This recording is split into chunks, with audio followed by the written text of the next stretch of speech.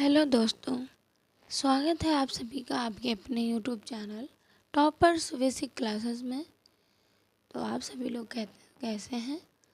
आशा करते हैं आप लोग बिल्कुल ठीक होंगे और अपनी पढ़ाई को भी कंटिन्यू कर रहे होंगे। तो जैसा कि ये हमारा आरपीएफ एसआई और कांस्टेबल का प्रैक्टिस सेट चल रहा है जो आपका रेगुलर चलता है, तो उसी को स्टार्ट करने से पहले जो भी लोग चैनल में नया है वो चैनल को तुरंत से फटाफट से सब्सक्राइब कर लें और अपने नोटिफिकेशन को भी ऑन कर लें ताकि आने वाला वीडियो उन लोगों को टाइम टू टाइम प्रोवाइड होता रहे। ठीक है, सब्सक्राइब और आपको करना है। तो चलिए स्टार्ट करते हैं आज का हमारा पहला क्वेश्चन। तो क्या है, आइए देखते हैं।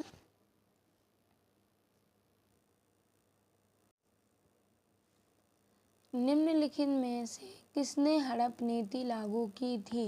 ये क्वेश्चन हम आपको पहले भी करा चुके हैं सेट में।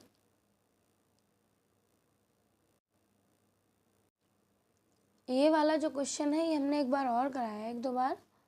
चलिए कोई नहीं। तो जो हड़प नीति है ये आपकी डलहौजी ने चालू की थी, ठीक है, लागू की थी। ऑप्शन डी आपका यहाँ पे राइट हो जाएगा। और डलहौजी को ही भारत में रेलवे का जनक माना जाता है, ठीक है, इनको रेलवे का जनक भी माना जाता है। एक क्वेश्चन है आप लोगों के लिए, पहले मतलब कि जो इनको तो माना जाता है जनक, लेकिन जो पहली बार जो ट्रेन चली थी वो कब से कब तक चली थी और कहाँ तक चली थी, कितने किलोमीटर चली थी, ये आप सभी लोग जो लोग पढ़ते हैं उनको पता होगा। तो आप लोग मुझे कमेंट बॉक्स में ज़रूर बताइएगा, ठीक है।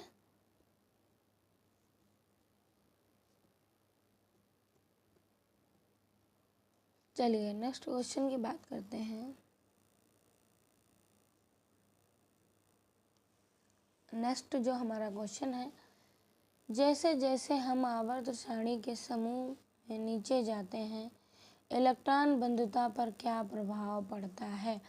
जैसे जैसे हम नीचे जाते हैं आवर्त सारणी में तो इलेक्ट्रॉन बंधुता पर क्या प्रभाव पड़ता है? तो वो आपकी घट जाती है, ठीक है। क्या होती है? घट जाती है।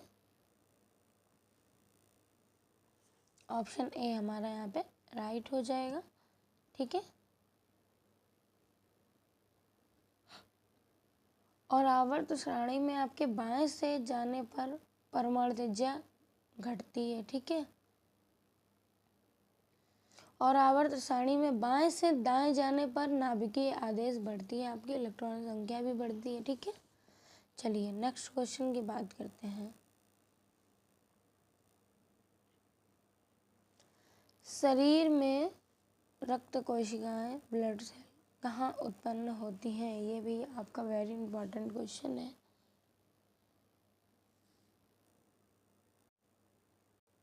शरीर में रक्त कोशिकाएं कहाँ उत्पन्न होती हैं?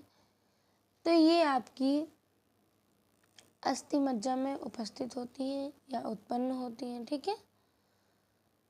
उत्पन्न होती हैं कहाँ पे? अस्थि मज्जा में, ठीक है।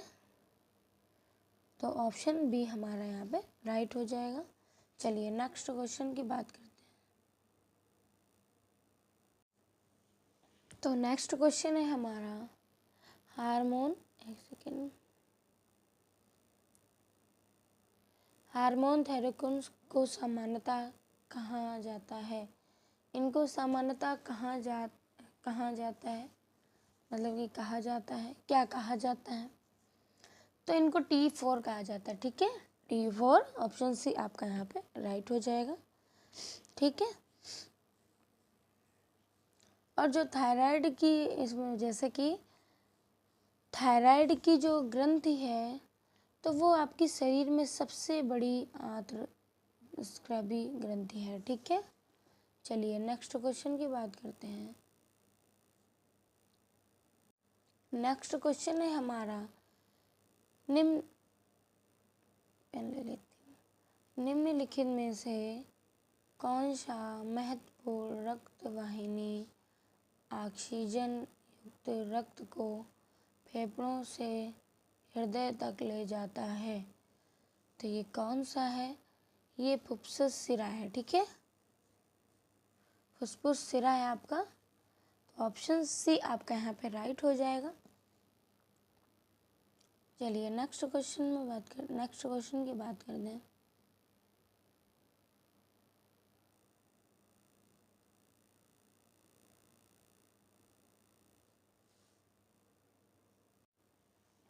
नेक्स्ट जो हमारा क्वेश्चन है, तो देखिए, निम्नलिखित में से किस वैज्ञानिक को आनुवंशिकी के क्षेत्र में नोबेल पुरस्कार प्रदान किया गया था?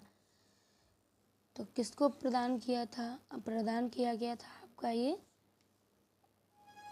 ये है मार्गन और खुराना, दोनों को भारतीय मतलब वैज्ञानिकों को आनुवंशिकी क्षेत्र में नोबेल का पुरस्कार प्रदान किया गया था। ठीक है, तो ऑप्शन बी हमारा राइट हो जाएगा। चलिए नेक्स्ट क्वेश्चन की बात करते हैं अब।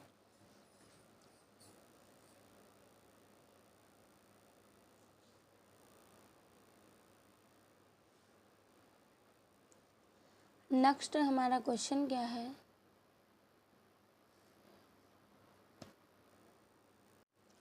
नेक्स्ट क्या है? देवप्रयाग में भागीरथी ...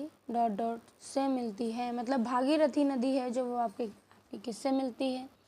तो ये आपकी अलकनंदा से मिलती है। ठीक है, अलकनंदा से मिलती है आपकी। ठीक है,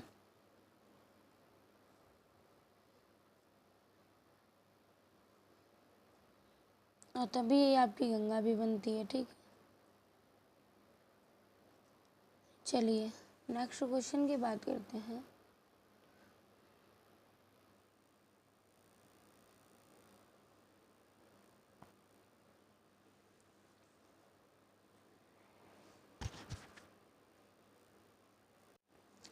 नेक्स्ट जो हमारा क्वेश्चन है, निम्नलिखित में से कौन सा चंद्रगुप्त प्रथम का उत्तराधिकारी था?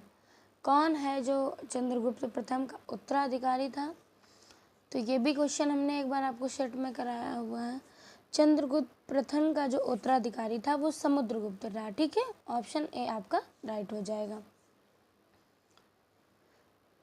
और बता दें तो गुप्त सावंत का जो प्रवर्तक चंद्रगुप्त प्रथम था, तो इसकी तिथि क्या रही होगी आपकी? 319 से 20 तक। ठीक है,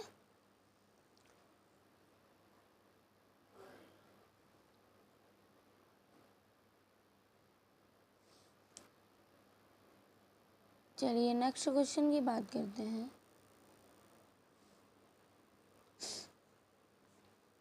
भारतीय संविधान के अनुसार सरकार के कितने अंग हैं? ये आपका क्वेश्चन इम्पोर्टेंट है।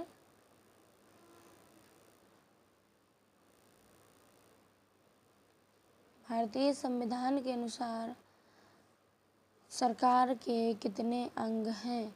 तो ये आपके 3 अंग हैं। ठीक है, अब कौन कौन से हैं? तो पहली आपकी विधायिका क्या है?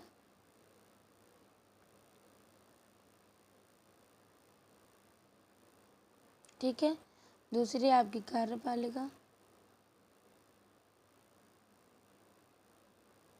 ठीक है, और तीसरी आपकी न्यायपालिका। कहीं आप नोट कर लीजिएगा। ठीक है, तो ये तीनों अंग हैं। अब अगर बात करें विधायिका, इसकी बात करें, थोड़ा पेन चेंज कर लेते हैं।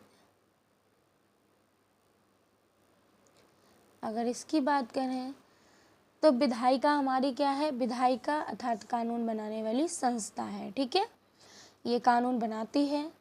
कार्यपालिका क्या है? उस पर कार्य करती है। कार्यपालिका कानूनों को लागू करने वाली संस्था है। ठीक है, और न्यायपालिका आपकी कानून व्यवस्था को, कानून की व्याख्या करने वाली संस्था है। ठीक है, अनुच्छेद 50 में आपका दिया भी है न्यायपालिका। ठीक है,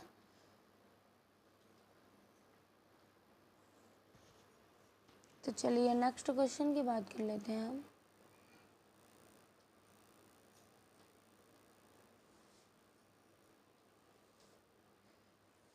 नेक्स्ट जो हमारा क्वेश्चन है, उपन्यास द वाइट टाइगर वैश्वीकृत दुनिया में, एक सेकेंड,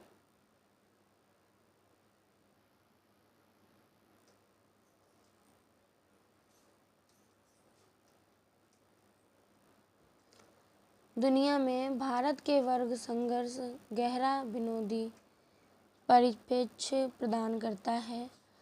इसके लिए इसलिए इस मतलब आगे डॉट डॉट द्वारा क्या लिख मतलब इसके किसके द्वारा लिखा गया है, तो ये जो लिखा गया है हमारा, तो ये आपके अरविंद अंगड़िया हैं। ठीक है, अरविंद अंगड़िया जी हैं, इनके द्वारा लिखा गया है। ठीक है, ये उपन्यास आपका कब 2008 में प्रकाशित हुआ था। कब हुआ था? 2008 में।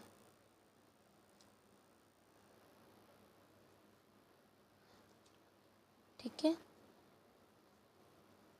चलिए नेक्स्ट क्वेश्चन की बात करते हैं।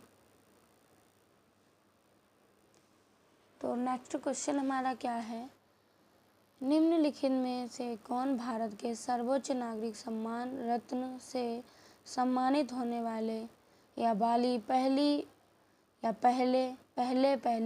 गायक गायिका हैं? तो कौन है आपके जो भारत रत्न से पहले सम्मानित होने वाले गायक हैं कि वो आपकी गायिका हैं? तो ये हमारे हैं मुदैरे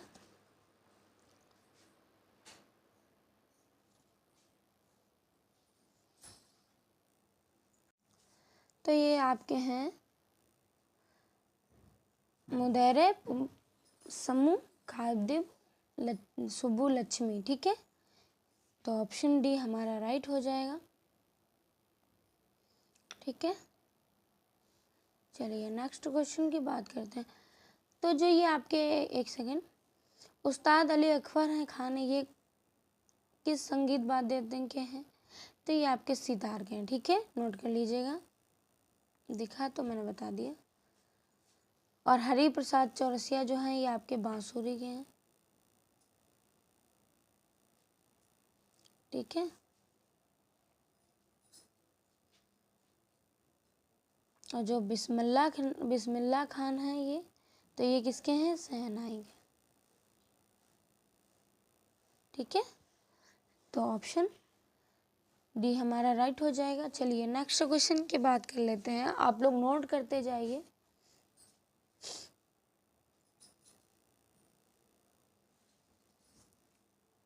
पृथ्वी पर प्लेट प्रवाह को डॉट डॉट प्रकारों में वर्गीकृत किया गया है। तो पृथ्वी को कितने, तो ये 3 प्रकारों में विभक्त किया गया है, वर्गीकृत किया गया है। ऑप्शन ए हमारा राइट हो जाएगा। ठीक है,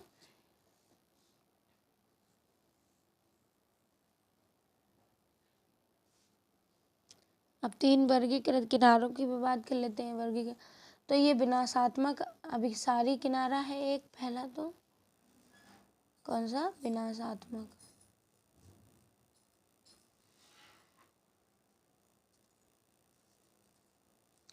और दूसरा रचनात्मक।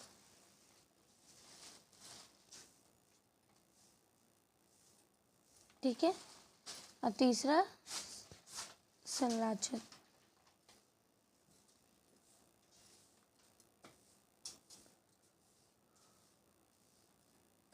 संरचनात्मक। ठीक है, ये आपके 3 प्रकार के थे। चलिए नेक्स्ट क्वेश्चन की बात कर लेते हैं।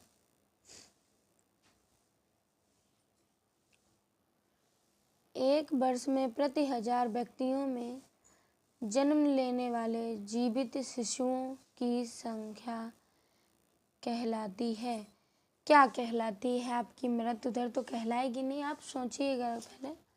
तो ये हमारा कट गया। ठीक है, ठीक है, प्रजनन दर भी नहीं कहलाएगी और वृद्धि दर भी नहीं, तो क्या कहलाएगी? जन्म दर, क्योंकि जन्म लेते हैं। ठीक है, जन्म दर आपकी कहलाएगी। चलिए नेक्स्ट क्वेश्चन की बात करते हैं। नेक्स्ट है, भारत में हेमेटाइट अयस्क का सबसे बड़ा भंडार निम्नलिखित में से किस राज्य में स्थित है? किस राज्य में है या स्थित है, आपकी दोनों की बात एक ही वो कह रहा है। मेनली हमें से पूछा क्या गया है कि हेमेटाइट अयस्क का सबसे बड़ा भंडार कहाँ और कौन से राज्य में है, किस राज्य में है आपका? तो ये आपका ओडिशा में है, ठीक है। कहाँ पे है? ओडिशा में है। तो ये आपका कहाँ स्थित है? ओडिशा में है, ठीक है। चलिए अब नेक्स्ट क्वेश्चन की बात करते हैं। तो नेक्स्ट जो हमारा क्वेश्चन है ये इम्पोर्टेंट है, कई बार कई परीक्षाओं में आपका पूछा गया है। अखिल भारतीय मुस्लिम लीग का गठन किस वर्ष में हुआ? डॉट डॉट दिया है, तो यही पूछा गया आपका। तो ये आपका सभी को पता है कि मुस्लिम लीग का गठन 1906 में हुआ है, लगभग सभी ने पढ़ा होगा, क्योंकि 5 में बंगाल विभाजन और 6 में मुस्लिम लीग की स्थापना, ठीक है। अगर डेट आपसे डेट पूछ ले तो क्या थी? 30 दिसंबर।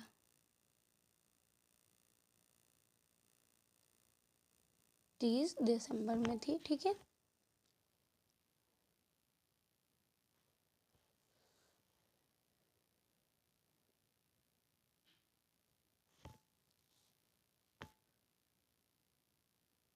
और मुस्लिम लीग का अगर प्रथम अधिवेशन पूछ दिया जाए तो आप लोग क्या बोलेंगे?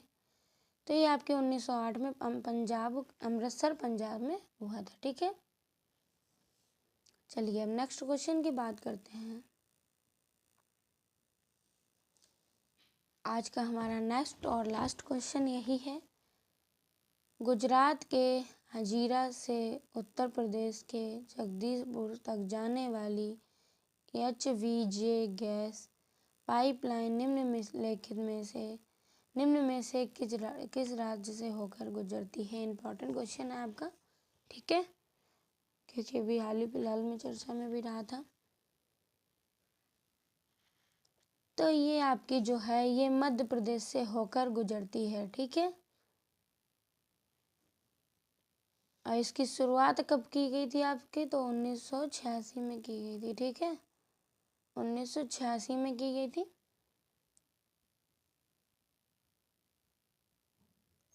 तो ये था आपका आज का लास्ट क्वेश्चन। यहीं से आपकी क्लास समाप्त होती है, कल फिर मिलते हैं। तो आप लोगों को क्लास कैसी लगी है प्लीज़ मुझे आप लोग कमेंट में ज़रूर बताएं, और ज़्यादा से ज़्यादा लोग चैनल को शेयर करें आप लोग अपने स्टडी ग्रुप में, और ज़्यादा से ज़्यादा आप लोग सब्सक्राइब करें, ठीक है। तो thank you and bye bye, फिर मिलते हैं।